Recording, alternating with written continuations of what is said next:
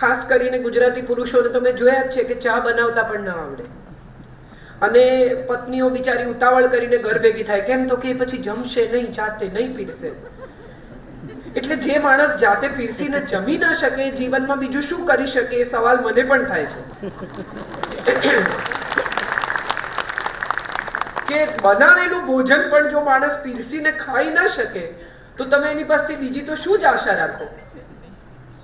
એટલે આપણે ગુજરાતીમાં કહે છે કે એનાથી શેક્યો પાપડે ભંગાય એમ નથી. એ કહેવત ખરેખર ક્યારેક તમને સાચી લાગે કેટલાક લોકો વિશે, અને ત્યારે મને એવું લાગે છે કે એમાં બીજા લોકોનો વાંક ઓછો છે. માતા પિતાને જવાબદાર ઠેરવવા જોઈએ, જેથી માતા પિતા શરૂઆતથી જ એટલું શીખવે કે એટલીસ્ટ તને જોઈએ એટલું તું બનાવી શકે, તારા કબાટ તું ગોઠવી શકે, તારી ચાદર તું બદલી શકે. આ નાના નાના બેસિક કામ જો માણસ જાતે કરી શકે તો હું માનું છું માણસ સ્વાવલંબી છે.